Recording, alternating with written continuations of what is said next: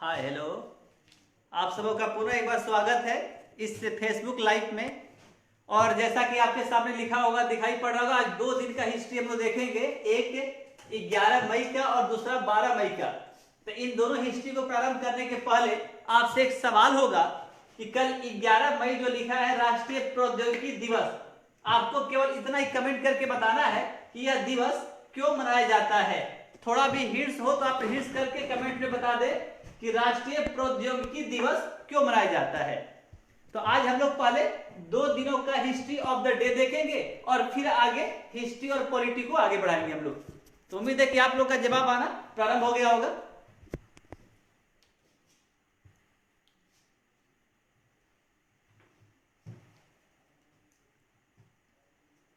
Rukmini Ballu good evening.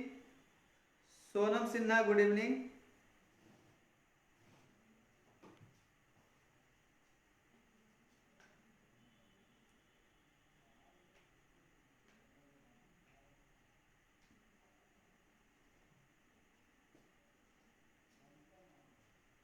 जितने भी लोग अब तक जुड़ चुके हैं, आप लोगों से एक रिक्वेस्ट है कि एटलीस्ट एक शेयर आप लोग जरूर कर दें।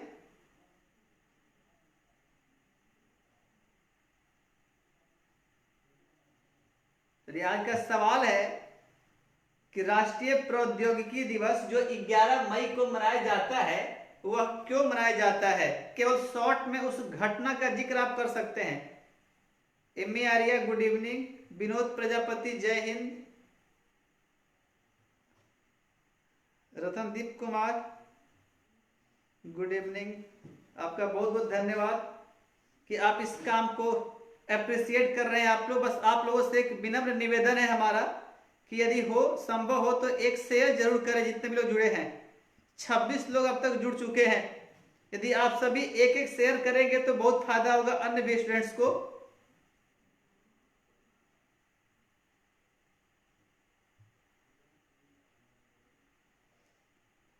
चलिए क्लास को प्रारंभ किया जाए। तब तक हो तो आपके लिए एक सवाल छोड़ा जा रहा है कि आपको बताना है रॉलेट एक्ट किस महीने में आया था।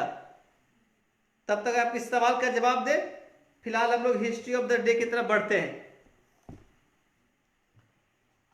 तो 11 मई आपके सामने दिखाई दे रहा होगा। इस दिन हम राष्ट्रीय प्रौद्योगिकी दिवस मनाते हैं और इसका संकेत आपको नीचे दिखाई पड़ रहा होगा, पोखरण लिखा है। तो सवाल यहां से आता है कि ये पोखरण राजस्थान का एक जगह है और इस पोखरण में 2 बार परमाणु परीक्षण किया गया था भारत के द्वारा।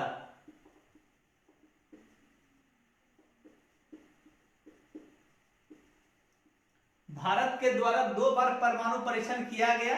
एक बार 1974 में और दूसरी बार 1998 में।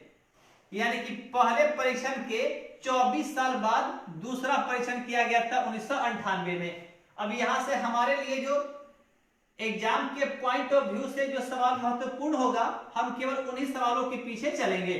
तो सबसे पहला कि पोखरण में 1998 में आप 2 दिन याद रखेंगे। एक तो 11 मई और दूसरा होगा 13 मई।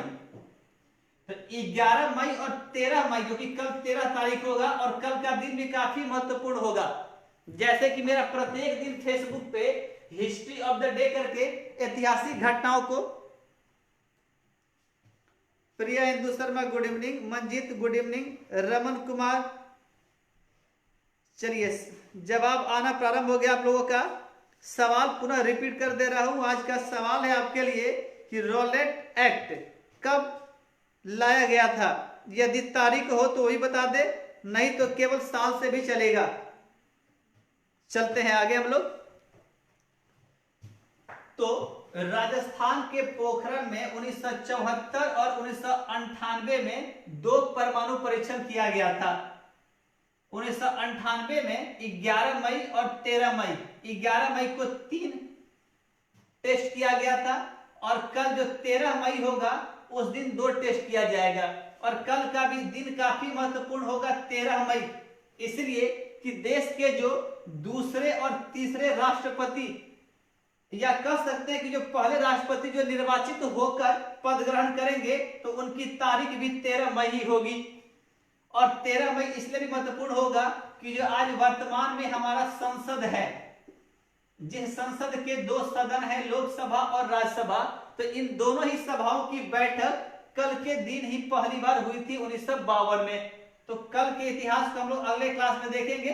फिलहाल 11 मई और 13 मई को दो बार परमाणु परीक्षण 1998 में किया गया, और 11 मई को जो पोखरण में परीक्षण किया गया था, तो इसी दिन को ऐतिहासिक बनाने के लिए भारत सरकार ने राष्ट्रीय प्रौद्योगिकी दिवस मनाने की शुरुआत की थी। तो आप याद रखें कि राष्ट्रीय प्रौद्योगिकी दिवस या नेशनल टेक्नोलॉजी डे 11 मई को मनाया जाता है। इसलिए तो 11 मई 1998 को पोखरण में परीक्षण को यादगार बनाने के लिए। अब यहां से दो सवाल पूछता है, एक 1974 में जो टेस्ट हुआ था और 1998 में जो टेस्ट हुआ था, तो इनके ऊपर सवाल जो पूछा जाता है, उन्हीं सवालों की चर्चा कर ली जाए थोड़ी सी यहां पर। तो 1974 में सवाल यह आता है, एक तो कोड कि जब 1974 का ऑपरेशन को अंजाम दिया गया था तो इसका एक कोड रखा गया था, और इन दोनों ही कोड के ऊपर सवाल पूछता है कि 1974 के परमाणु परीक्षण का कोड था इस्माइली बुद्धा। जब 1974 में, यह तारीख भी आप याद रखेंगे, 18 मई का तारीख था यह।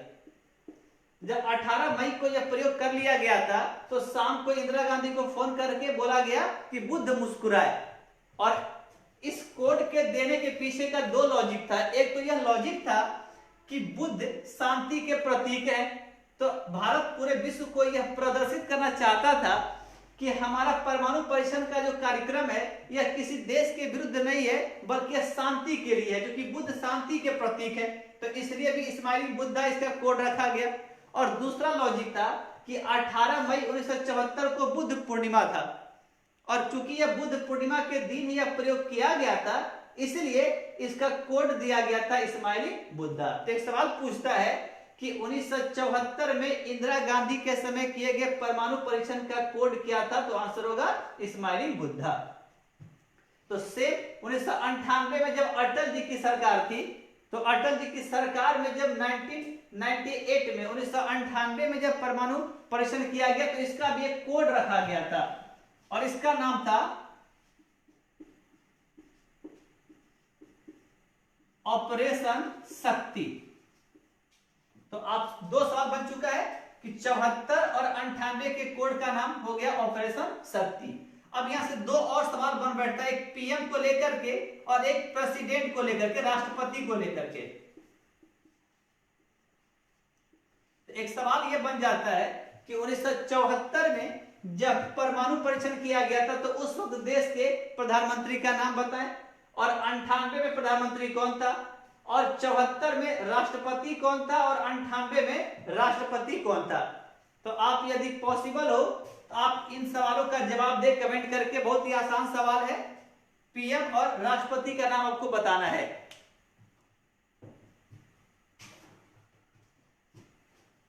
कि 1974 के परमाणु परीक्षण के समय देश का प्रधानमंत्री कौन, आप केवल ईयर लिख करके और इनका नाम लिख देंगे। 1974 के समय और 1998 के समय ऑपरेशन शक्ति को अंजाम देते समय आपको बताना है कि प्रधानमंत्री कौन था और राष्ट्रपति कौन था। क्योंकि प्रधानमंत्री का तो नाम जिक्र हो चुका है, तो आपसे मुख्यतया राष्ट्रपति का नाम पूछा जा रहा है।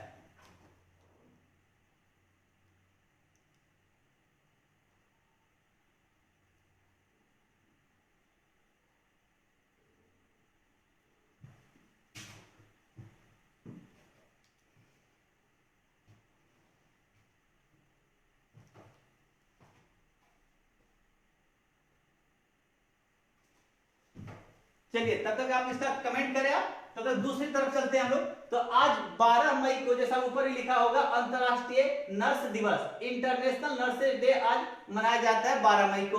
और नीचे लिखा दिखाई पड़ रहा होगा फ्लोरेंस नाइटिंगेल एक नाम है। अब इनके ऊपर जो जीके बनता है उसके ऊपर देख लें। एक तो इनका जो जन्म हुआ था वो 12 मई 1820 कहां हुआ था? तो इटली याद रखेंगे। वैसे इनके माता पिता ये इंग्लैंड के थे और काफी समृद्ध परिवार में इनका जन्म हुआ था फ्लोरेंस नाइटिंगेल का। लेकिन जब इनका जन्म हुआ तो उनके माता पिता इटली के दौरे पर थे। तो इटली का एक शहर है फ्लोरेंस, तो इसी इटली के फ्लोरेंस नामक नगर में इनका जन्म हुआ और इसीलिए इनका नाम पड़ गया था फ्लोरेंस नाइटिंगेल। मूलतः याद रखें इनके माता पिता इंग्लैंड के थे और जो इनका जन्मदिन है 12 मई, चूंकि इन्होंने फ्लोरेंस नाइटिंगेल ने मेडिकल या चिकित्सा के क्षेत्र में काफी बढ़ चढ़कर भाग लिया था और इसीलिए इनके जन्म दिवस को अंतर्राष्ट्रीय नर्स दिवस के रूप में घोषित किया गया है। तो एक तो सवाल यह बन गया कि अंतर्राष्ट्रीय नर्स दिवस कब मनाया जाता है? 12 मई को। किसके जन्मदिन पर? फ्लोरेंस नाइटिंगेल के जन्मदिन पर। राष्ट्रीय प्रौद्योगिकी दिवस कब मनाया जाता है? 11 मई को। क्यों? तो 11 मई 1998 को पोखरण में जो परीक्षण किया गया था उसी घटना को यादगार बनाने के लिए। आप लोगों का कुछ जवाब आ रहा है। बल्लू कुमार पासवान का कुछ जवाब आ रहा है। ठीक है, प्रधानमंत्री का नाम आप बता रहे हैं, प्रजापति जी बता रहे हैं, बल्लू का, प्रिया इंदु शर्मा, बहुत अच्छा, रुक्मिणी कुमारी, चलिए अच्छी बात, रमन कुमार, विनोद प्रजापति जी। तो काफी जवाब तो आप लोग का आ रहा है, कुछ का जवाब सही भी है और कुछ का गलत भी है। और ये हमारे लिए बहुत ही महत्वपूर्ण होना चाहिए कि देश में जो भी अब तक प्रधानमंत्री और राष्ट्रपति रह चुके हैं उनका नाम हमें बिल्कुल याद रहना चाहिए। सालू सैंकी का जवाब आ रहा है कुछ। चलिए एक और रिक्वेस्ट पुनः रिपीट कर दे रहा हूं आप लोगों के लिए कि ये 35 लोग अब तक जुड़े हुए हैं। आप 35 लोगों से एक रिक्वेस्ट है कि आप इसको शेयर जरूर करें, एटलीस्ट फेसबुक पेज को लाइक और इस वीडियो को शेयर करेंगे ताकि औरों को भी लाभ पहुंचे और हमें भी लोगों के मैसेज के द्वारा कुछ रिस्पॉन्स मिले ताकि एनर्जी हमें भी मिले पढ़ाने के लिए। आप फीडबैक जरूर दें कमेंट करके कि कैसा क्लास चल रहा है और क्या सुधार आप चाहते हैं। सालू सैंकी, तो अब तक लगभग आप सबों का मिला जुला आंसर आ रहा है। चलिए आप सबों का पुनः एक बार स्वागत है इस पेज पर। चलते हैं आगे, तब तक आप जवाब दें। तो अंतर्राष्ट्रीय नर्स दिवस फ्लोरेंस नाइटिंगेल के जन्मदिन 12 मई के रूप में मनाया जाता है। अब यहां से जो सवाल बनता है नाइटिंगेल के ऊपर, उन सवालों को थोड़ा हम देख लेते हैं कि सवाल क्या पूछता है परीक्षा में। अब 12 मई 1820 याद रखेंगे अभी कि 1820 और ये 2020 है, अर्थात आज हम इनकी 200वीं वर्षगांठ मना रहे हैं, 200वां जन्मदिन मना रहे हैं, जिसे बाइसेंटेनियल भी कहा जाता है। अब फ्लोरेंस नाइटिंगेल के ऊपर जो सवाल आता है तो एक मुख्य सवाल इनका यह आता है कि एक युद्ध हुआ था क्रीमिया का, क्रीमिया का युद्ध। तो दो सवाल यहां बनता है, एक सवाल कि क्रीमिया का युद्ध जो हुआ वो कब हुआ, और दूसरा बनता है किसके बीच हुआ। प्राय यही दो सवाल पूछता है। तो क्रीमिया का युद्ध वैसे बता दे कि 1853 से 1855 तक हुआ था, लेकिन परीक्षा में यह ऑप्शन आपको नहीं मिलेगा। तो परीक्षा में एक ऑप्शन मिलेगा, आप याद रखें 1854 ऑप्शन दिया रहेगा। अब 1854 यदि आपको याद करना होगा तो आप याद करें 1853 अर्थात अंतिम चार्टर एक्ट 1853, 16 अप्रैल भारत में रेलवे की शुरुआत। Ashwani good evening, Shravan Kumar good evening, Anjali Choubey का कुछ आंसर आ रहा है। चलिए 40 लोग अब तक जुड़ चुके हैं, अच्छी बात है, और भी लोग जुड़े और हो तो शेयर जरूर करें। तो तो 1853 ऐसे भी आप याद रखें रेलवे की शुरुआत को लेकर के। तो परीक्षा में जो ऑप्शन रहेगा वो ऑप्शन आपको कुछ ऐसा मिलेगा 1854, यदि ये ऑप्शन ना रहे तो आपका ये ऑप्शन रहेगा। तो कब हुआ क्रिमिया का युद्ध, तो एक सवाल बना यहां से बनता है। दूसरा, किसके बीच ये युद्ध हुआ था, तो किसके बीच में प्राय जो होगा याद रखेंगे आप लोग यहां पर नाम FBT और इधर दे देंगे हम लोग रूस। अब सवाल यह आता है कि यह FBT क्या हुआ।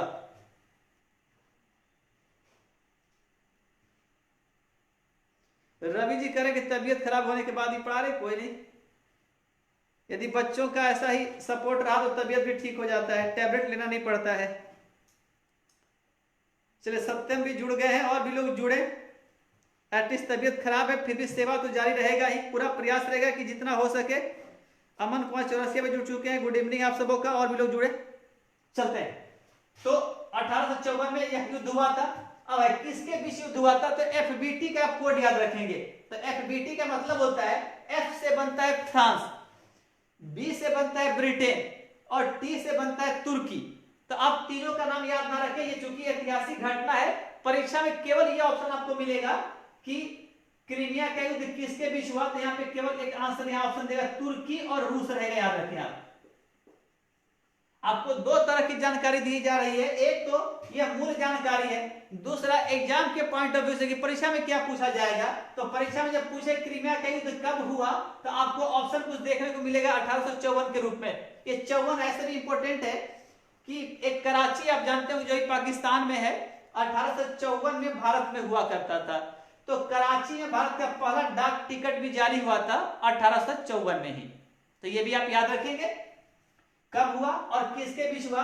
तो ये मूल जानकारी है, लेकिन परीक्षा में केवल देगा ऑप्शन आपको कि तुर्की और रूस के बीच हुआ।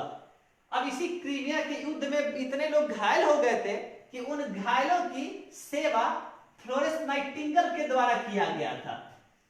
और ऐसा कहा जाता है कि समृद्ध परिवार में जन्म लेने के बावजूद भी इन्होंने नर्स की सेवा को स्वीकार किया था। और उस वक्त नर्स के काम को काफी घृणित नजर से देखा जाता था, क्योंकि हॉस्पिटल में जाने पर वहां का जो व्यवस्था था वो काफी गंदा था, लोग बीमार पड़े हुए रहते थे। तो ऐसे में जब नाइटिंगेल ने विचार किया कि नर्स बनने का, तो इनके जो गार्जियन थे वो भी काफी चौंक गए थे। लेकिन चूंकि अपने बात पे अड़ी रह गई और क्रीमिया के युद्ध में ऐसा कहा जाता है कि यह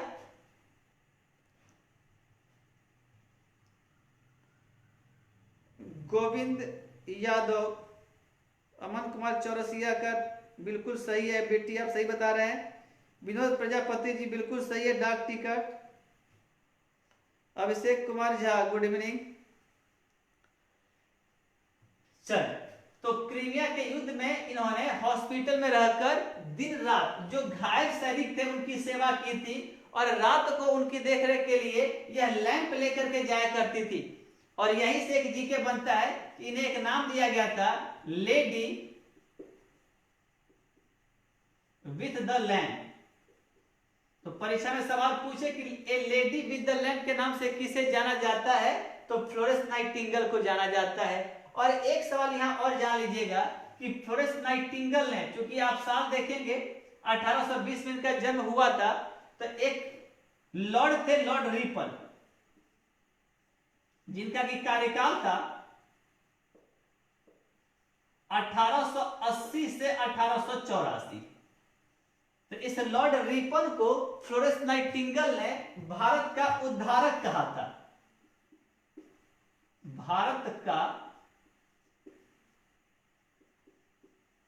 उद्धारक। यह सवाल भी बहुत बार परीक्षा में पूछा गया है कि लॉर्ड रिपन को भारत का उद्धारक किसके द्वारा कहा गया था, फ्लोरेंस नाइटिंगेल के द्वारा। फ्लोरेंस नाइटिंगेल का जन्म दिवस किस रूप में मनाया जाता है, तो अंतरराष्ट्रीय नर्स दिवस के रूप में मनाया जाता है। इनका जन्म कब हुआ था, तो 12 मई 1820 को हुआ था। कहां, तो इटली का एक शहर था फ्लोरेंस, इसलिए इनके नाम के पहले फ्लोरेंस लगा दिया गया। क्रीमिया का युद्ध कब हुआ, 1854। एग्जाम के पॉइंट ऑफ व्यू से किसके बीच हुआ, तुर्की और रूस के बीच हुआ था। और इसी क्रीमिया के युद्ध में घायलों की सेवा यह रात को लैंप लेकर किया करती थी, तो इनका नाम पड़ गया था ए लेडी विद द लैंप। और लॉर्ड रिपन, जिनका कार्यकाल 1880 से 1884 है, इसी लॉर्ड रिपन को नाइटिंगेल ने भारत का उद्धारक कहा था। तो इतना जीके नाइटिंगेल के सारे हम लोगों ने सीखा।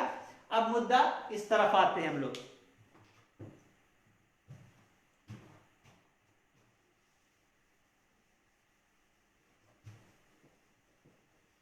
तो दूसरी तरफ जैसा कि आपसे सवाल पूछा गया था कि एक 1974 में परीक्षण हुआ और एक 1998 1974 और 1998 में दो टेस्ट किया गया था। विनोद प्रजापति बिल्कुल सही है। Aadiya Khan good evening. भारत का उद्धारक क्यों कहा था सर? ऐसे तो ये हिस्ट्री की बात है, फिर भी हिंट्स बता दूं।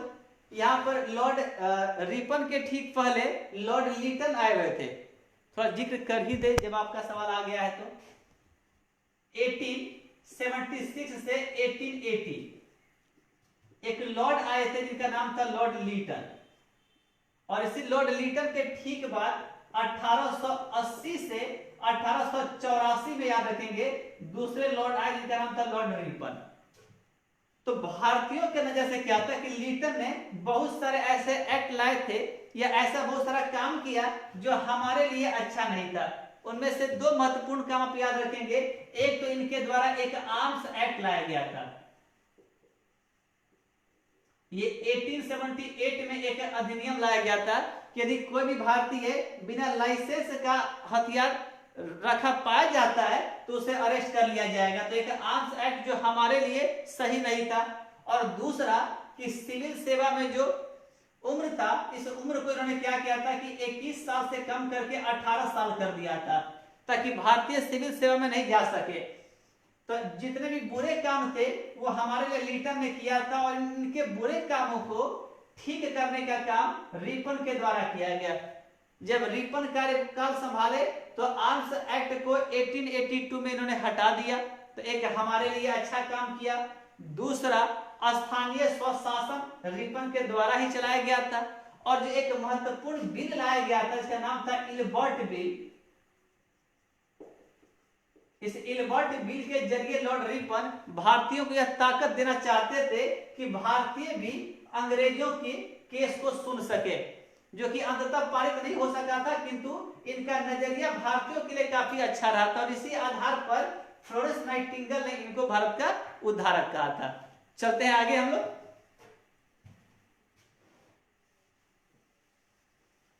तो हमारा आज का मुख्य जो टॉपिक था कि पोखरण परीक्षण, तो उसमें आप याद रखेंगे कि 1974 में आपसे पूछा गया था पीएम और प्रेसिडेंट, PREZ। आप याद रखेंगे राष्ट्रपति को शॉर्ट में प्रेज कहा जाता है और प्रधानमंत्री तो पीएम आप जानते ही होंगे।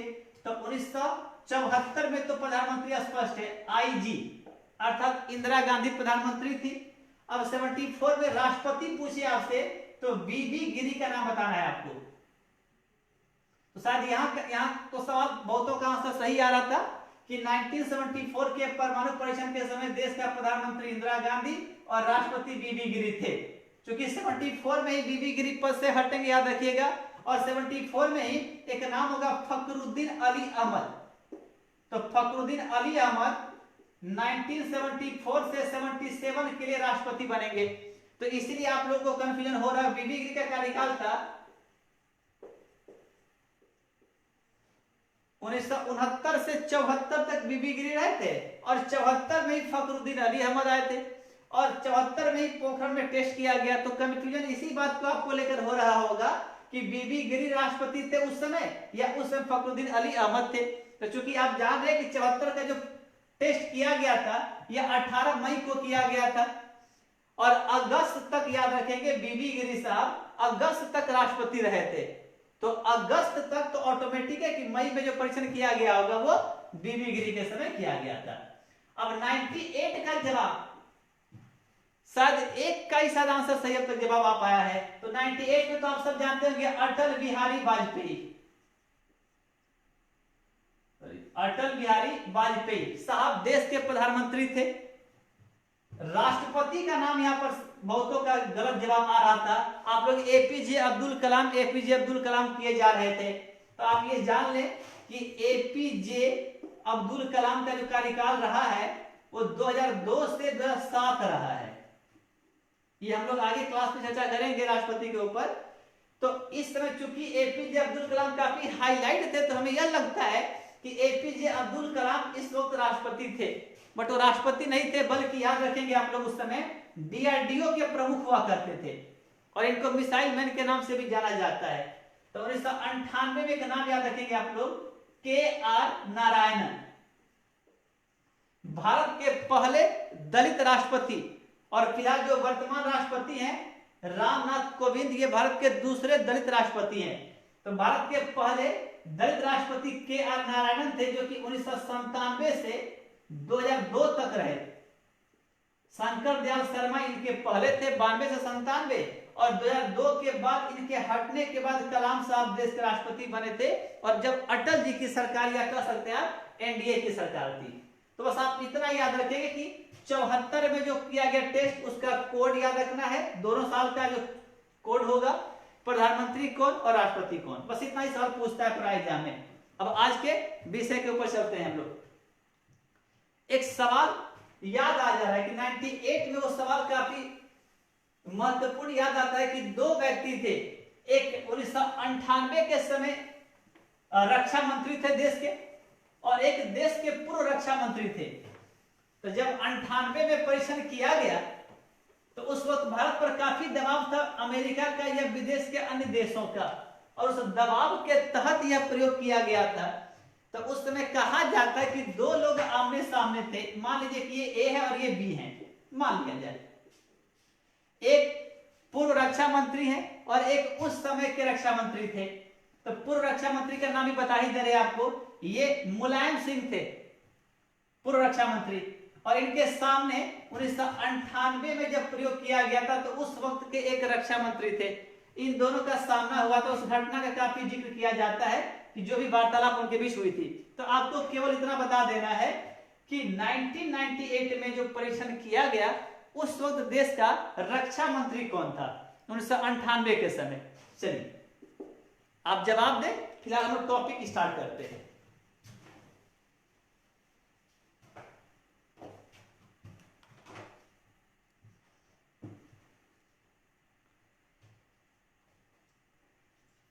विनोद प्रजापति जी, बिल्कुल बिल्कुल सही है आपका। विकास यादव, फखरुद्दीन अहमद। चलिए अब उम्मीद करता हूं कि आपका डाउट शायद दूर हो गया होगा। 74 में याद रखेंगे कि अगस्त तक बीबी गिरी थे, अगस्त के बाद फखरुद्दीन अली अहमद आए थे। अमन कुमार चौरसिया कुछ पॉइंट्स ऐड कर रहे हैं राष्ट्रपति के तहत, ठीक है, इसको हम लोग आगे देखेंगे। आज का जवाब सवाल आपके लिए है कि 1998 में जो परमाणु परीक्षण किया गया, उस वक्त देश का रक्षा मंत्री कौन। और उम्मीद है कि आप लोग गूगल में लग गए होंगे। चलिए आप गूगल कर भी आप आंसर को ढूंढे। 40+ लोग अब तक जुड़ गए हैं। यदि हो तो एक शेयर जरूर करें और पेज को लाइक जरूर करें, ताकि हमारा भी मनोबल बढ़े, कि लगे कि यहाँ जो प्रयास किया जा रहा है आपके लिए वो कुछ हद तक सफल हो रहा है। और यदि आप कुछ बदलाव चाहते हो तो वह भी सुझाव जरूर दें। चलते हैं आज के टॉपिक की तरफ। तो जो आज का टॉपिक होगा, पिछली क्लास में 1917 और 1918 का मुख्य तौर पर जिक्र किया गया था, आप याद रखेंगे।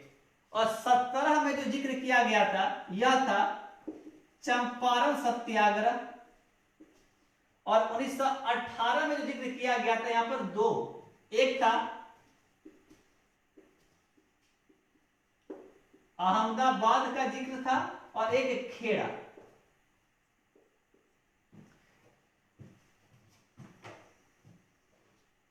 विकास यादव, चलिए कुछ जवाब तो आपका आ रहा है। आदिया खान, चलिए कुमारी रुक्मिनी, विनोद प्रजापति। चलिए आप लोग का जवाब आना शुरू हो गया है। अब देखा जाएगा कि जवाब किनका सही है। तब तक और भी लोग जवाब दें। चलते हैं आगे। तो 1917 में जो चंपारण सत्याग्रह, इस चीज को समझने की आवश्यकता है कि गांधी की भूमिका इस वक्त क्या थी। तो 1915 में हम पढ़े हुए थे कि 1915 में 9 जनवरी के दिन गांधी अफ्रीका से लौटते हैं। 1916 याद रखेंगे, अहमदाबाद में यह अपना आश्रम बनाते हैं 16 में। और जो गांधी का भारत में पहला प्रयोग प्रारंभ होता है वह 1917 से चंपारण से। अब यहां सीखने वाली बात है कि यह बिहार राज्य में पड़ता है और यह दोनों घटना गुजरात से संबंधित थे, जो गांधी का जन्मभूमि भी माना जाता है। अब चंपारण सत्याग्रह जो हुआ था, याद रखेंगे, एक प्रकार से कृषक आंदोलन था और खेड़ा भी जो था वो एक प्रकार से कृषक आंदोलन था। ये ध्यान रखेंगे आप लोग, यानी यह भी किसानों के द्वारा और खेड़ा आंदोलन भी किसानों के द्वारा उठाया गया कदम था। और अहमदाबाद वाला याद रखेंगे कि यह मिल मजदूरों के द्वारा उठाया गया कदम था। तो एक तो पहले यह हो गया कि सबसे पहला जो आंदोलन था गांधी जी का वो चंपारण था 17 में। साल पूछे तो अप्रैल याद रखें आप, और यह होगा तो यह दोनों साल होगा मार्च। यह भी मार्च और यह भी मार्च का ही महीना होगा। बस एक सप्ताह के अंदर यह दोनों आंदोलन हुआ था। इसको खेड़ा को 22 मार्च माना जाता है कि 22 मार्च को आधिकारिक घोषणा खेड़ा आंदोलन की कर दी गई थी।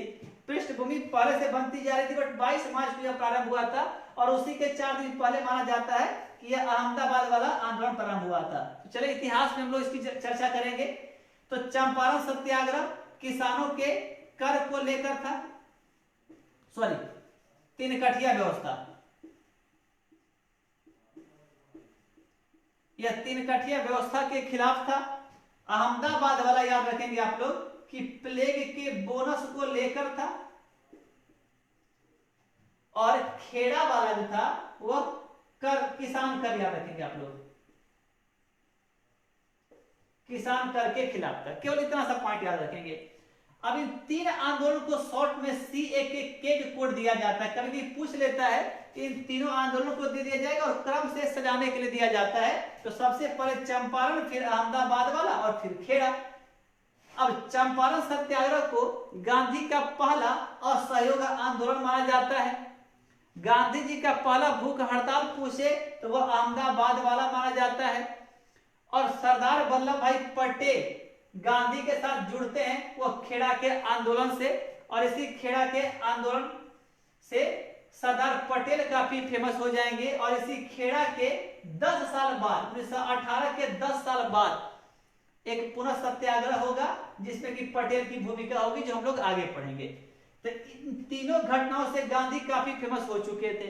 अब आपको याद होगा तो 1914 से 1918 प्रथम विश्व युद्ध का समय है और गांधी 1915 में अफ्रीका से लौटकर आते हैं। और 1914 में याद होगा तो ब्रिटेन और तुर्की,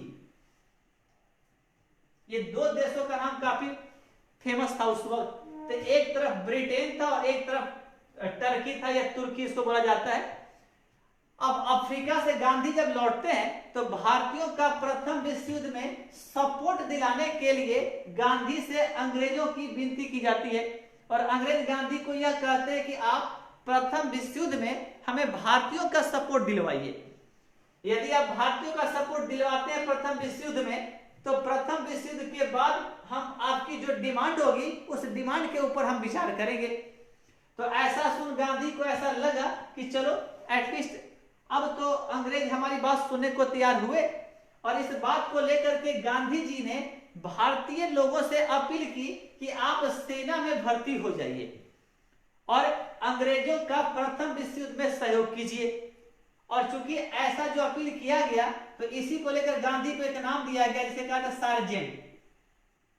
तो कभी कभी सवाल पूछता है कि सार्जेंट किसे कहा जाता है, तो गांधी जी को। सार्जेंट का मतलब होता है सेना में भर्ती करने वाला, तो भारतीयों के द्वारा इनको सार्जेंट कहा गया। दूसरा सवाल यहां से निकलता है कि प्रथम विश्व युद्ध में जब भारतीयों का सहयोग दिलवाने की अपील की थी गांधी जी ने, तो इससे अंग्रेज काफी खुश हुए थे। और खुश होकर 1915 में अंग्रेजों ने गांधी को एक उपाधि दी थी, कैसर ए हिंद की। तो सवाल यह भी पूछता है कि कैसर ए हिंद की उपाधि गांधी जी को कब दी गई थी। तो साल याद है 1915। 15 का मतलब गांधी के भारत आगमन आने के ही वर्ष में, तो इनको कैसर ए हिंद की उपाधि दी गई थी। और 1911 में आपको याद होगा तो रविंद्रनाथ टैगोर जन गण मन जिनका फेमस हुआ था दिल्ली दरबार में, तो रविंद्रनाथ टैगोर को भी 15 में ही याद रखेंगे नाइटहुड की उपाधि दी गई थी। तो दो सवाल यहां पे याद रखेंगे कि प्रथम विश्व युद्ध के दौरान रविंद्रनाथ टैगोर को नाइटहुड और गांधी जी को कैसर ए हिंद की उपाधि 1915 में अंग्रेजों के द्वारा दी गई थी। गांधी को प्रथम विश्व युद्ध में भारतीयों का सपोर्ट दिलवाने के लिए, और ऐसा कहा जाता है कि टैगोर के जन गण मन के गीत से खुश होकर के उनको नाइटहुड की उपाधि दी गई थी। खैर जो भी इतिहास होगा वो डिबेट का इश्यू है हमारे लिए। तो ये इन दो घटनाओं का जिक्र हुआ यहाँ। अब जब प्रथम विश्व युद्ध 1918 में समाप्त हो गया, तो प्रथम विश्व युद्ध की समाप्ति के बाद अब भारतीयों को खास तौर पर गांधी को ऐसा लगा कि अब अंग्रेज हमारी बात मानेंगे। तो 1918 के खेड़ा के बाद के इतिहास की तरफ हम चलते हैं कि अब बाद क्या हुआ था।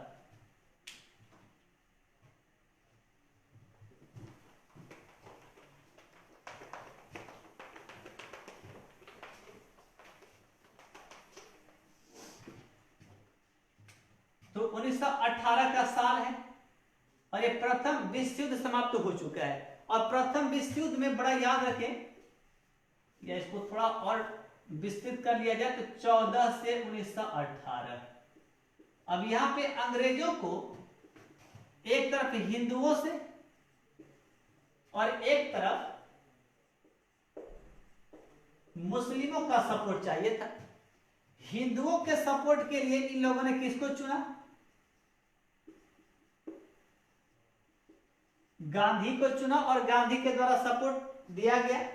और मुस्लिमों की तरफ याद रखेंगे यहां पर कि इनसे मुस्लिमों से इन लोगों ने वादा किया कि जो तुर्की में खलीफा का पोस्ट है, हम उस खलीफा के पोस्ट या कह सकते हैं कि तुर्की के आंतरिक मामले में हम हस्तक्षेप नहीं करेंगे आपके किसी भी मामले में। तो प्रथम विश्व युद्ध में अंग्रेजों ने हिंदुओं अर्थात गांधी जी से भी कुछ वादा किया कि आप हमें सपोर्ट दें प्रथम विश्व युद्ध में, इसके बाद हम आपकी मांग के ऊपर विचार करेंगे। और मुस्लिमों से ऐसा वादा किया कि हम आपके खलीफा के पद को या तुर्की के आंतरिक मामले में कोई भी हस्तक्षेप नहीं करेंगे। अब 18 में प्रथम विश्व युद्ध समाप्त हो चुका है। अब 18 के बाद का सीन क्या होता है? तो साल आता है 1919। अब 1919 में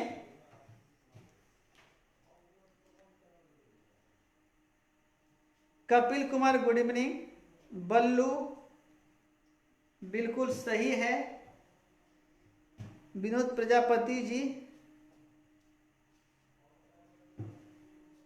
विनोद जी का एक सवाल आ रहा है कि गांधी चंपारण में आकर सबसे पहले किसके घर ठहरे थे?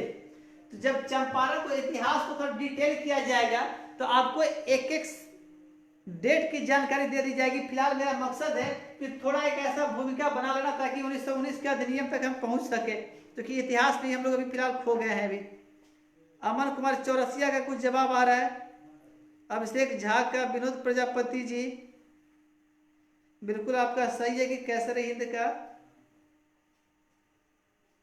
बिल्कुल आप दोनों ही सही जवाब दे रहे हैं। आप ज्ञान कुमार गोस्वामी भी जुड़ गए हैं। चलिए आगे चलते हैं हम लोग। तो अब यहाँ इस पॉइंट को याद रखेंगे कि प्रथम विश्व युद्ध में हिंदू और मुस्लिम दोनों से अंग्रेजों का प्रॉमिस हुआ, वादा किया गया कि आप दोनों की बात मानी जाएगी। 1919 में याद रखें मार्च के महीने में एक अधिनियम लाया गया था, इसका नाम था रॉलेट एक्ट।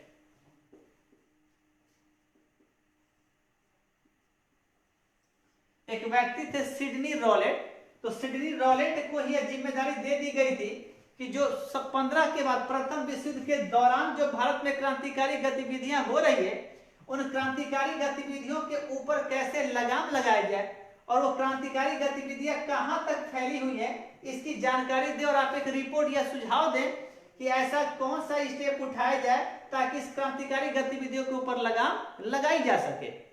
और इसी रॉलेट एक्ट जब मार्च 1919 में पारित किया गया तो रॉलेट एक्ट में काफी कठोर प्रावधान किए गए। वैसे इसका पूरा नाम था क्रांतिकारी व अराजकता अधिनियम के नाम से इसको जाना जाता है। सिडनी रॉलेट के टाइम में लाया गया था।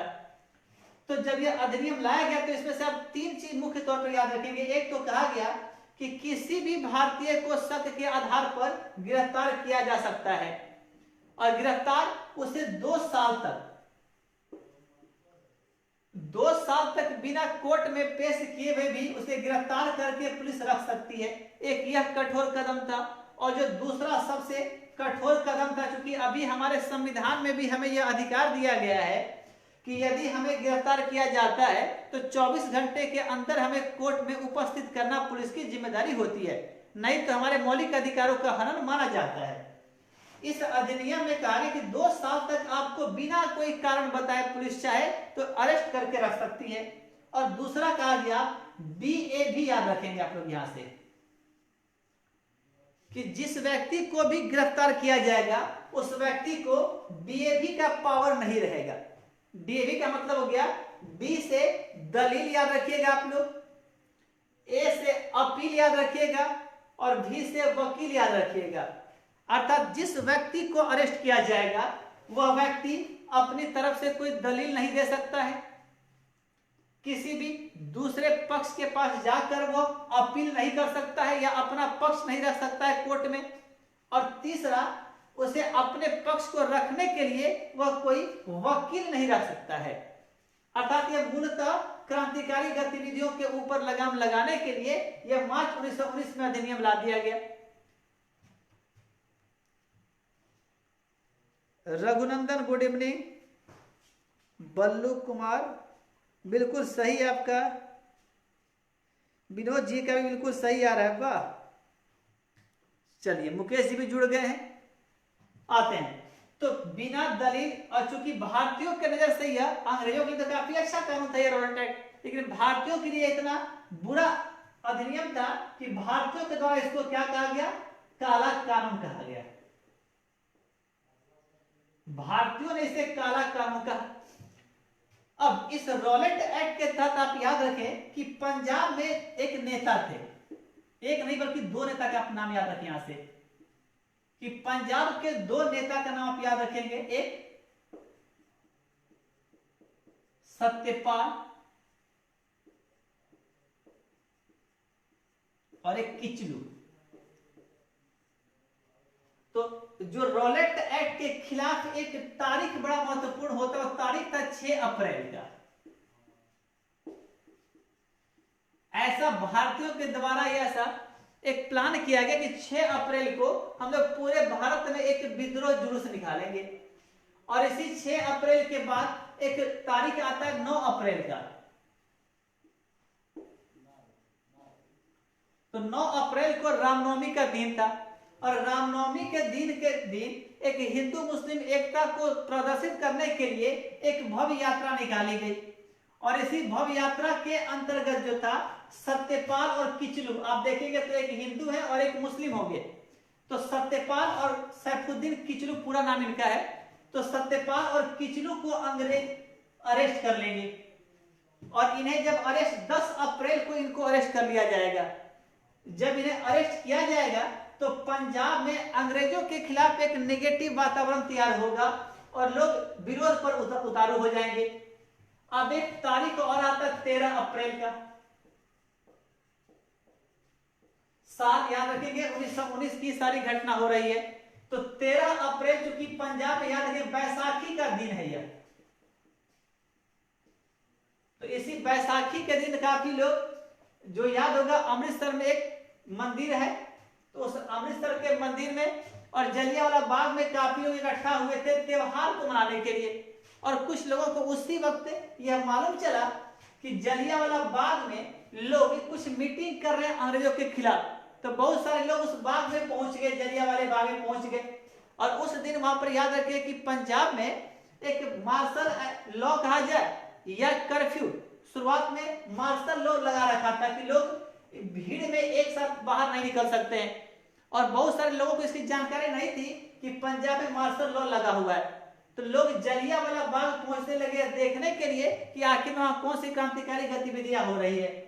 और जब काफी लोग उस बाग में इकट्ठा हो गए तो उस वक्त एक जनरल का नाम याद रखेंगे, जनरल डायर। यहां भी एक नाम होता है कि दो जनरल थे, एक जनरल ओ डायर थे और एक जनरल आर डायर थे। तो जनरल ओ या आर डायर, आप कमेंट करके बताएं कि किस जनरल के द्वारा यह आदेश दिया गया था कि जो भीड़ इकट्ठा हुई है उस पार्क में, उस भीड़ के ऊपर गोली चला दी जाए। तो इन्हीं दो में से एक डायर, जनरल डायर ने ऐसा ऑर्डर दिया कि भीड़ जो भी इकट्ठी हुई है पार्क में, आप उसके ऊपर गोली चला दीजिए। और इस गोली में कहा जाता है कि सरकारी आंकड़ा तो 300 से 400 का ही होता है, लेकिन ऐसा माना जाता है कि 1000 से भी अधिक लोग मारे गए थे और बहुत सारे लोग इस घटना में घायल हो गए थे। और इस जलियांवाला बाग हत्याकांड से दुखी होकर के गांधी जी ने लोगों से अपील किया कि चूंकि प्रथम विश्व युद्ध में हम अंग्रेजों का सपोर्ट कर रहे थे, सहयोग दे रहे थे, जिसका परिणाम हमें इस जलियांवाला बाग हत्याकांड और रॉलेट एक्ट के जरिए हमारे सामने आया। तो गांधी जी ने भारतीयों से ऐसा अपील किया कि जो भी लोग अंग्रेजों का कोई भी उपाधि आप ग्रहण किए हैं उन उपाधियों को आप लौटा दें, ताकि अंग्रेजों को यह प्रतीत हो कि जो उन लोगों ने जलियांवाला बाग हत्याकांड के तहत कांड किया है यह हमारे लिए सही नहीं है। और इसी क्रम में गांधी जी ने, जो गांधी जी को आप पढ़ चुके हैं पहले, कैसर ए हिंद, तो 1915 में जो गांधी जी को कैसर ए हिंद की उपाधि दी गई थी, इन्होंने इसी जलियांवाला बाग हत्याकांड से नाराज होकर इस उपाधि को गांधी जी ने लौटा दिया। और नाइटहुड की उपाधि या नाइटहुड को हिंदी में सर भी कहा जाता है, तो नाइटहुड या सर की उपाधि टैगोर के द्वारा लौटा दी गई थी। तो ये दो उपाधि आप याद रखेंगे। अब जब जलियांवाला बाग हत्याकांड हो गया तो गांधी को यह समझ में आ चुका था कि अब अंग्रेजों की जो चाल है उन क्रांतिकारी गतिविधियों को दबाने का प्रयास वो कर रहे हैं। और जो उन लोगों ने प्रॉमिस किया था कि प्रथम विश्व युद्ध के बाद हमारी मांग को मानेंगे, तो उस मांग की तरफ अब ध्यान अंग्रेज नहीं दे रहे थे। अब यहां से पुनः एक नया मोड़ निकलेगा। अब आप उस पॉइंट को समझेंगे। नीलकमल जुड़ गई है, विनोद प्रजापति जी बिल्कुल सही है, रघुनंदन बिल्कुल, मिथिलेश चौबे, आपको याद कराने का तरीका बहुत अच्छा है। चलिए, यदि आपको याद हो जा रहा है तो बहुत अच्छी बात है। विनोद प्रजापति जी, बैसाखी का दिन था, बिल्कुल सही है विनोद। बल्लू कुमार पासवान, रमन का आ रहा है कि ओ डायर, बल्लू जी बोल रहे हैं R Dyer. Aliya Khan, general O Dyer. Soni Kumari O Dyer. Mukesh O Dyer. Raman Kumar का आ रहा है आर डायर। रुक्मिणी का यानी जो आप लोग का जवाब आ रहा है, तो ओ और आर डायर में यह बात उलझ के रह गया कि ओ डायर की आर डायर है।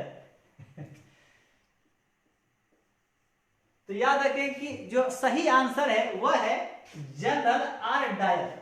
आर का मतलब रेजिनाल्ड बोलते हैं इनको, रेजिनाल्ड एडवर्ड हैरी डायर पूरा नाम है इनका। तो केवल आप शॉर्ट में याद रखेंगे कि जनरल आर डायर ने उस वक्त यह आदेश दिया था कि भीड़ के ऊपर आप गोली चला दे, तो आर डायर का नाम याद रखेंगे। और वो जो ओ डायर का आप पढ़ेंगे तो इसी ओ डायर से उधम सिंह इतने नाराज थे कि 1940 में इंग्लैंड जाकर कैंगस्टन हॉल में इस ओ डायर को वो गोली मारेंगे। तो वो आगे इतिहास में लोग पढ़ेंगे। चलते हैं आगे। तो यहां तक पॉइंट याद रखें कि जलियांवाला बाग हत्याकांड हो चुका है। गांधी अंग्रेजों की नीति से काफी असंतुष्ट हैं। आगे चलते हैं। और एक सवाल जो पूछा गया था आपसे कि 1998 के समय रक्षा मंत्री का नाम, तो कुछ का जवाब सबसे पहला जो सही जवाब था रुक्मिणी का, बिल्कुल सही है। जॉर्ज फर्नांडिस उस वक्त रक्षा मंत्री थे।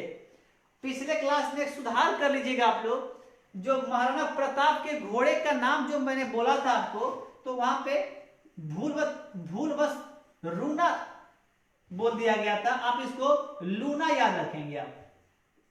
और दूसरा राम प्रसाद तो खैर फेमस, सॉरी घोड़ा नहीं हाथी था, तो एक रूना था और सॉरी लूना था और एक हाथी का नाम था राम प्रसाद।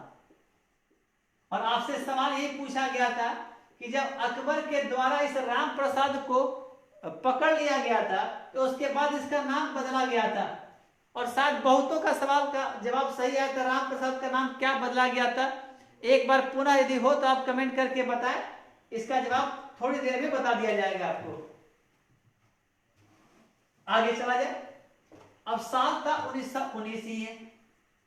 अब 1919 में यहां पर ध्यान रखेंगे दो घटना महत्वपूर्ण होगा, एक हिंदुओं के पॉइंट से और एक मुस्लिमों के पॉइंट से। 1919 में जलियांवाला बाग हत्याकांड हो चुका है और प्रथम विश्व युद्ध के बाद जो मुस्लिमों से अंग्रेजों ने जो प्रॉमिस किया था कि हम आपके तुर्की के आंतरिक मामले में कोई भी हस्तक्षेप नहीं करेंगे या खलीफा के पोस्ट को कुछ भी नहीं करेंगे, तो वो ऐसा किया नहीं अंग्रेजों ने और तुर्की के आंतरिक मामलों में इंटरफेयर अभी भी चालू रहा। और इस बात को लेकर एक भाई, दो भाई थे, अली बंधु कहा जाता है। तो अली बंधु ने ऐसा कहा कि चूंकि अंग्रेजों ने अपने प्रॉमिस को तोड़ा, प्रथम विश्व युद्ध में हमसे सपोर्ट चाहिए था, तो उन्होंने हमारा सहयोग लेने के लिए आप कह सकते हैं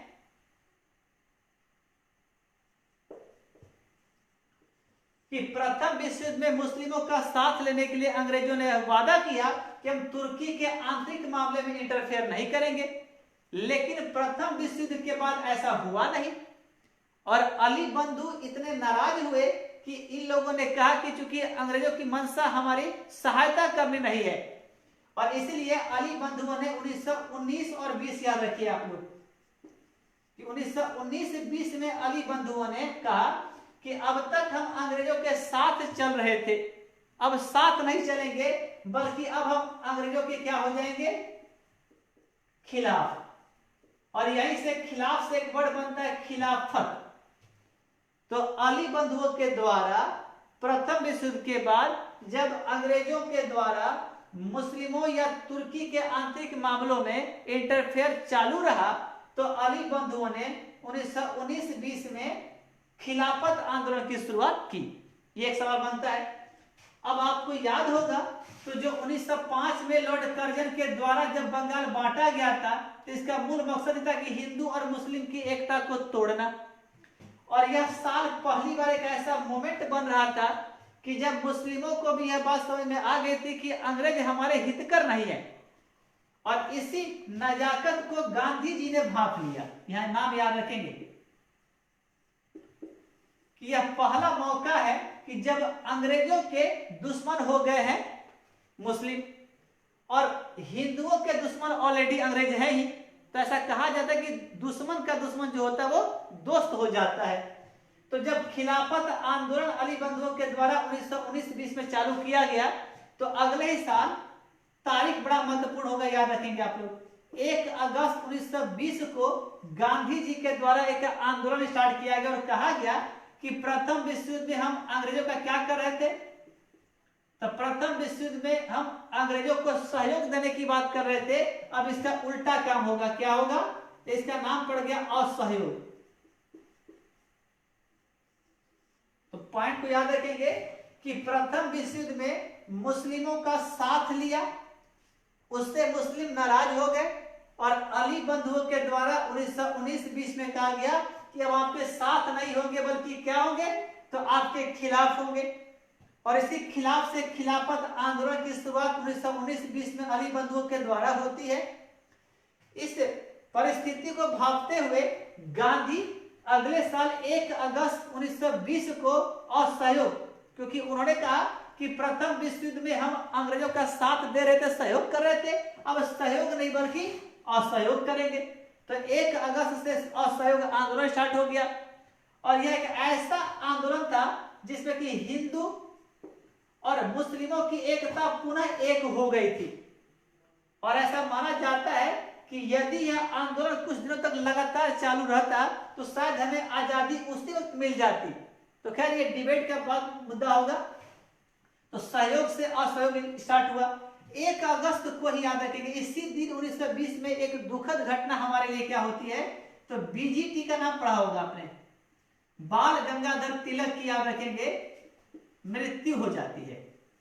तारीख याद रखेंगे सेम होगा, 1 अगस्त 1920 को गांधी जी के द्वारा असहयोग आंदोलन की शुरुआत होती है और उसी दिन बाल गंगाधर तिलक की मृत्यु हो जाती है। 2 घटना। और जो 1920 में असहयोग आंदोलन जो स्टार्ट किया गया था, तो यहां से एक सवाल पूछा जाता है कि कांग्रेस का वो कौन सा सेशन था जिस सेशन में इस असहयोग आंदोलन के प्रस्ताव को कांग्रेस ने पास किया था। तो आपका सवाल यहां से पुनः एक बन जाता है कि जवाब देकर बताएं आप कि असहयोग आंदोलन को कांग्रेस के किस अधिवेशन में पारित किया गया था 1920 वाले में। तो अब यहां से आप देख रहे हैं 1920 में असहयोग आंदोलन और 1919-20 में खिलाफत आंदोलन प्रारंभ होता है। इसका नेतृत्व अली बंधुओं के द्वारा किया जाता है और असहयोग आंदोलन का नेतृत्व गांधी जी के द्वारा दिया जाता है। और गांधी जी का 2 नारा क्या, तो सत्य और अहिंसा, और कहे तो सत्याग्रह। तो इनका जो मूल नारा था कि अहिंसा, हम हिंसा नहीं करेंगे। अब यहां पर एक घटना घटित होती है 1920 के 2 साल के बाद, साल होगा 1922, तारीख 5 फरवरी। असहयोग आंदोलन के 2 साल बाद 5 फरवरी 1922 को एक उत्तर प्रदेश का एक जिला है गोरखपुर। इसी गोरखपुर जिला में एक जगह पड़ता है चौरा चौरी।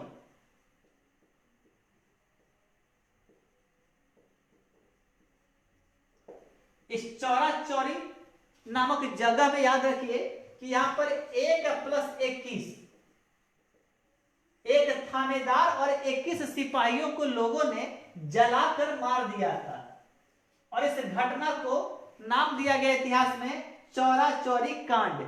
तो इसको कांड अंग्रेज कहते होंगे, हम इसको कांड नहीं बोलेंगे, हम तो इसे घटना ही बोलेंगे, क्योंकि अंग्रेजों के द्वारा जो हमारे ऊपर जो जातियां की जा रही थी उसको देखते हुए इसे जस्टिफाई तो नहीं किया जा सकता कि लोगों को जला देना, किंतु यह कहा जा सकता है कि अंग्रेजों को सबक सिखाने के लिए यह एक कदम उठाया गया था। तो 5 फरवरी 1922 को उत्तर प्रदेश के गोरखपुर जिला में चौरा चौरी नामक स्थान पर एक थानेदार और 21 सिपाहियों को लोगों के द्वारा जला दिया गया और इस घटना को नाम दिया गया चौरा चौरी कांड।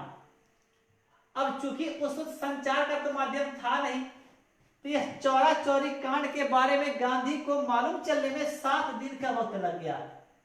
तो आप 5 फरवरी में 7 दिन जोड़ेंगे तो आता है 12 फरवरी, साल तो वही रहेगा 1922 ही। जब 12 फरवरी को गांधी को इस बात की जानकारी होती है कि हमारे द्वारा प्रारंभ किए गए असहयोग आंदोलन में हिंसा हो चुकी है, तब यहां पर याद करें असहयोग आंदोलन को समाप्त करने की घोषणा गांधी जी के द्वारा 12 फरवरी 1922 को कर दी जाती है। और इस प्रकार से एक जो विद्रोही आंदोलन प्रारंभ हुआ था जिसमें हिंदू और मुस्लिम की एकता के साथ स्टार्ट हुआ था और माना जाता था कि यह आंदोलन कुछ दिनों तक तो और चलता तो शायद हमें आजादी मिल जाती, यह आंदोलन 12 फरवरी को समाप्त कर दिया गांधी जी ने। अब गांधी के इस फैसले का 2 नेताओं ने मूलतः विरोध किया था और उनका नाम याद रखेंगे, एक मोतीलाल नेहरू और दूसरा CR दास। मोतीलाल नेहरू जवाहरलाल नेहरू के पिता और CR दास चित्तरंजन दास, जिन्हें कहा जाता है कि सुभाष चंद्र बोस अपना इन्हें गुरु मानते थे चित्तरंजन दास को। और यहीं से एक सवाल याद आ जा रहा है चित्तरंजन दास को लेकर के कि जो असहयोग आंदोलन प्रारंभ हुआ था, तो इस असहयोग आंदोलन में एक महिला को गिरफ्तार किया गया था। और यही सवाल आज का क्वेश्चन ऑफ द डे बनाकर छोड़ दिया जाता है। इस सवाल का जवाब आपको अगले क्लास में बताया जाएगा कि असहयोग आंदोलन के दौरान गिरफ्तार होने वाली पहली महिला का नाम बताना है आपको कि पहली महिला कौन थी। हिंट्स है कि CR दास का नाम आने पर इस घटना को याद किया गया, तो हिंट्स यहीं से आपको मिल जाएगा। चलते हैं आगे। तो मोतीलाल नेहरू और सी आर दास गांधी जी के द्वारा असहयोग आंदोलन को बंद करने के खिलाफ थे। अब हुआ क्या, तो 1922 आप याद रखें, चौरी चौरा कांड के साथ 1922 में कांग्रेस का एक सेशन हुआ था।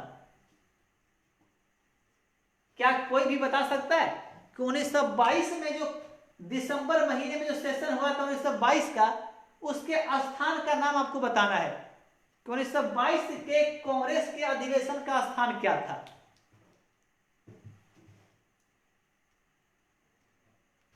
चलिए आपको 5 सेकंड का वक्त दिया जा रहा है, यदि याद हो तो 1922 के कांग्रेस के अधिवेशन का स्थान बताना है।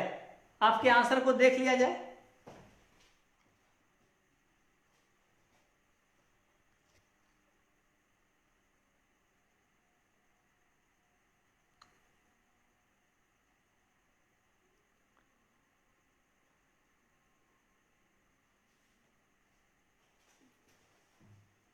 सोनी कुमारी का जवाब आ चुका है, बहुत शानदार आपका जवाब रहा।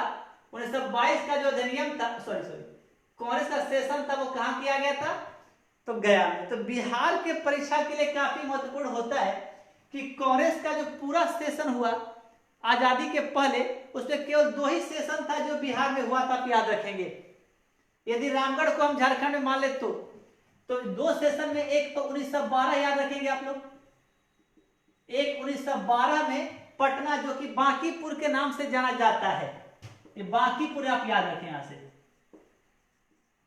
तो 1912 में जब याद होगा कोलकाता से राजधानी को दिल्ली लाया गया था, 1912 में बांकीपुर में, और 1922 में गया में कांग्रेस का सेशन हुआ था।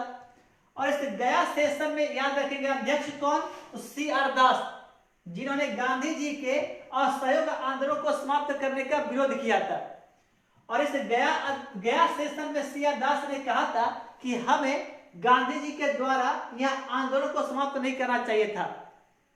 जब इनका जो प्रस्ताव लाया गया था सी आर दास का, तो कांग्रेस के काफी नेता इनसे मतभेद रखते थे, और इस मतभेद का यह परिणाम हुआ कि अगले साल सी आर दास और मोतीलाल नेहरू कांग्रेस से इस्तीफा देकर अलग हो जाते हैं, और साल आता है 1923। कौन कौन अलग हो जाते हैं, तो सी आर दास और मोतीलाल नेहरू कांग्रेस से इस्तीफा देकर अलग होते हैं। और फरवरी का महीना होगा 1923 में, जगह होगा इलाहाबाद,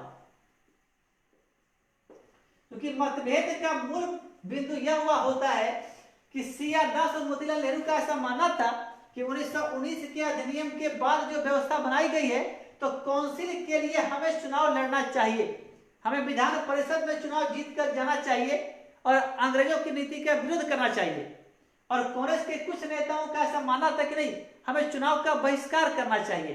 तो इसी चुनाव के मुद्दे को लेकर इस गया अधिवेशन में कांग्रेस 2 भागों में बट गई थी, और उसके बाद से जो इस अधिवेशन के अध्यक्ष थे सी आर दास इस्तीफा देकर और मोतीलाल नेहरू अलग हो जाते हैं।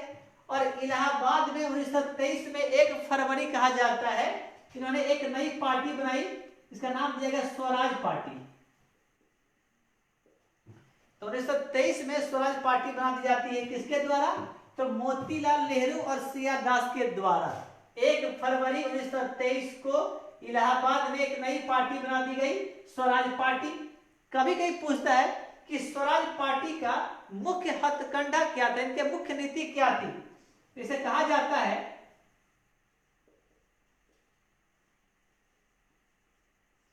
अड़ंगा नीति, अर्थात इनका मानना था कि हम 1919 के अधिनियम के पश्चात जो चुनाव होगा भारत में, उस चुनाव में भाग लेंगे, असेंबली में हम जीत कर जाएंगे, और अंग्रेज जो भी अधिनियम हमारे खिलाफ लाने का प्रयास करेंगे, हम उसका विरोध करेंगे।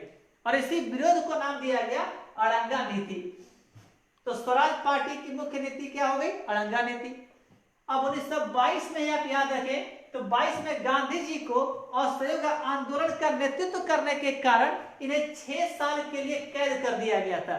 इसका मतलब यह होता है कि 1922 से 28 तक गांधी जी नहीं दिखेंगे, लेकिन जब 22 में इन्हें गिरफ्तार किया जाएगा तो 2 साल के बाद इनकी तबीयत बिगड़ जाएगी, और अंग्रेज इनकी तबीयत बिगड़ने से इतने चकित हो जाएंगे कि ऐसा डर हो जाएगा कहीं यदि जेल में की मृत्यु हो जाती है तो शायद ये हमारे खिलाफ और एक बड़ा क्रांति सूत्रपात हो सकता है क्रांति का। तो 1924 में 2 साल बाद ही गांधी को उनके हेल्थ इशू को देखते हुए अंग्रेज रिहा कर देते हैं। तो 23 में याद हुआ स्वराज पार्टी बनेगी, 24 में गांधी को अब रिहा किया जाएगा। तो पुनः एक बार रिकॉल कर लेते हैं हम लोग। 17 में क्या हुआ, तो गांधी जी के द्वारा चंपारण में सत्याग्रह की शुरुआत की गई। 1918 में गुजरात में 2 आंदोलन, एक अहमदाबाद के मिल मजदूरों का आंदोलन और 18 में ही खेड़ा आंदोलन स्टार्ट किया गया। 1919 में एक तरफ जहां प्रथम विश्व युद्ध समाप्त हो चुका है तो मुस्लिमों के द्वारा अली बंधुओं की तरफ से खिलाफत आंदोलन की शुरुआत तुर्की के इशू को लेकर होती है। वहीं गांधी जी के द्वारा 1 अगस्त 1920 को असहयोग आंदोलन स्टार्ट किया जाता है और इसी दिन बाल गंगाधर तिलक की मृत्यु हो जाती है। अब यह कांग्रेस का सेशन बड़ा महत्वपूर्ण था, याद रखिएगा, और बहुत सारे किताबों में 2 सवाल 2 जवाब देता है जिसको लेकर के काफी बच्चे कंफ्यूज हो जाते हैं। यह याद रखना है कि 1920 में कांग्रेस का 2 सेशन हुआ था।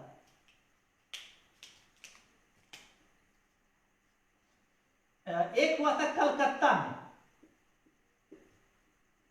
और एक हुआ था नागपुर में। तो 1920 में जो एक स्पेशल सेशन बुलाया गया, क्योंकि प्राय जो कांग्रेस का सेशन हुआ करता था वो दिसंबर महीने में क्रिसमस डे के दौरान। तो सितंबर महीने में, याद रखिए, कलकत्ता में सितंबर महीने में एक स्पेशल सेशन बुलाया गया कि असहयोग आंदोलन के प्रस्ताव को पारित किया जाए, लेकिन इसमें लाला लाजपत राय इसकी अध्यक्षता कर रहे थे और यह पास नहीं हो पाया था। तो यदि आपसे पूछे कि असहयोग आंदोलन का प्रस्ताव किस अधिवेशन में पास हुआ तो वह नागपुर अधिवेशन होगा जो दिसंबर 1920 में होगा। और बहुत सारे किताब में कभी आंसर कोलकाता कर देगा और कभी नागपुर कर देगा, तो आप याद रखें कोलकाता वाले सेशन में नहीं बल्कि नागपुर के सेशन में ऐसा हुआ था। तो इस तरह से असहयोग आंदोलन की शुरुआत होती है। इसके 2 साल बाद 5 फरवरी 1922 को उत्तर प्रदेश के गोरखपुर जिला में चौरा चौरी नामक जगह पर एक पुलिस थाने को आग लगा दी जाती है, जिसमें एक थानेदार और 21 सिपाही जलकर मर जाते हैं और इस घटना को इतिहास में चौरा चौरी कांड के नाम से जाना जाता है। इस बात की खबर गांधी जी को 7 दिन के बाद लगती है, जिसके बाद 12 फरवरी 1922 को गांधी जी के द्वारा असहयोग आंदोलन को वापस ले लिया जाता है।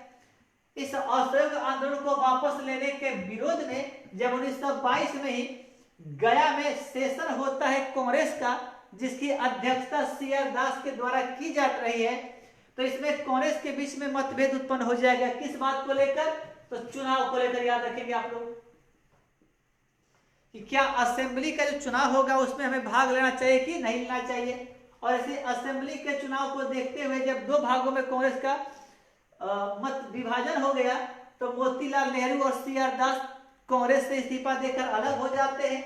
और 1923 में, याद रखेंगे, इलाहाबाद में एक नई पार्टी बनाते हैं, स्वराज पार्टी, जिसकी मुख्य नीति थी अड़ंगा नीति। और यहां से एक सवाल और 2 सवाल महत्वपूर्ण निकल जाता है, क्या कि स्वराज पार्टी का अध्यक्ष कौन था और दूसरा स्वराज पार्टी जो बनाई गई थी उसका सचिव कौन था।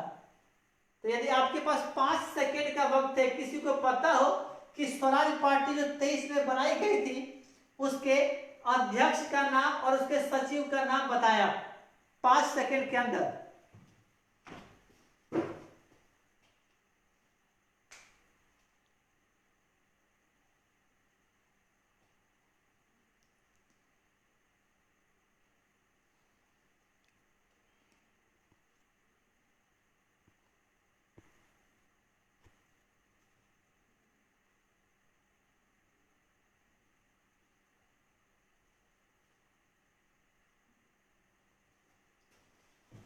बल्लू का कुछ जवाब आ रहा है कि बल्लू जो लिख रहे हैं सी.आर. दास लिख रहे हैं, बट आपको स्पष्ट करना है कि अध्यक्ष थे सी.आर. दास या सचिव थे सी.आर. दास। यहाँ पर एक विनोद प्रजापति का कहना है कि यहाँ पर 23 लोग थे इसमें जो झुलस के मारे गए थे। तो कुछ किताब में 1+21 लिखता है और कहीं पर यह 1+22 लिखता है। तो बहुत बड़ा इशू नहीं है, आप इसे ध्यान रखेंगे कि 1+21 भी कुछ किताबों में मिलेगा आपको और 1+22 मिलेगा। तो जो सही जो भी हो, बट यह संख्या ज्यादा महत्वपूर्ण नहीं है आपके लिए। तो यहां से आप याद रखेंगे कि CR दास जो नाम लिखा जाता है, तो CR दास में C से चेयरमैन बनता है और चेयरमैन का मतलब होता है अध्यक्ष। तो स्वराज पार्टी का अध्यक्ष पूछे तो आपको नाम क्या बताना है, CR दास। और सचिव पूछे तो मोतीलाल नेहरू। लाइट कट जाने से थोड़ा अंधेरा हो गया है, तो उम्मीद है कि बहुत जल्द यह ठीक कर लिया जाएगा, आप बने रहें। तो जो 1923 में जो स्वराज पार्टी का गठन किया गया था, तो 1923 के स्वराज पार्टी से आप याद रखेंगे कि एक नाम था CR दास का और एक नाम था मोतीलाल नेहरू। तो CR दास में C का मतलब चेयरमैन होता है, तो इस स्वराज पार्टी के चेयरमैन का नाम होगा CR दास और मोतीलाल नेहरू इसके सचिव होंगे। तो यहाँ 1917 से 1923 तक का मुद्दा हुआ। अब 1924 में ही गांधी जी को जेल से अंग्रेज रिहा कर देंगे और इसके आगे का इतिहास हम लोग आगे के क्लास में देखेंगे। तब तक अब यहाँ मुख्य जो हमारा पॉइंट था कि 1909 का अधिनियम था और 1919 का अधिनियम पढ़ना है, किंतु इन सारे अधिनियमों को पढ़ने के लिए पहले पृष्ठभूमि तैयार हो जाएगी, फिर हम लोग इस अधिनियम की चर्चा को आगे बढ़ाएंगे। तो अगले क्लास में 24 के बाद से हम लोग इतिहास को पहले देखेंगे और 24 से 1935 तक के अधिनियम तक पहुंचना है। और इसी अधिनियम के बाद से जो हमारा काम स्टार्ट होगा वो पॉलिटी का फिर काम स्टार्ट होगा। तो तब तक आप जितनी बातों को आपको बताई गई है आप उसे याद रखें। जो आपके लिए जो आज का सवाल था कि असहयोग आंदोलन के दौरान गिरफ्तार होने वाली पहली महिला का नाम आपको बताना है। अगली क्लास तक आप कमेंट करके बताएं। तब तक आप घरों में रहें, सुरक्षित रहें। जैसा कि आपको पता चल ही गया होगा कि सरकार के द्वारा रेल की शुरुआत कर दी गई है, तो आप ऐसा उम्मीद कर सकते हैं कि 17 अप्रैल के बाद 17 मई के बाद अब जो लॉकडाउन है उसमें कुछ ढील दी जाएगी और उसी के तहत अभी फिलहाल जो एग्जिट प्लान तैयार किया गया सरकार के द्वारा, उसी को देखते हुए रेलवे की शुरुआत भी कर दी गई है। और आज से एक बिहार सरकार का ऑर्डर भी आ चुका है कि जो बिहार के कॉलेज और विश्वविद्यालय हैं उन्हें खोलने का भी आदेश आ चुका है।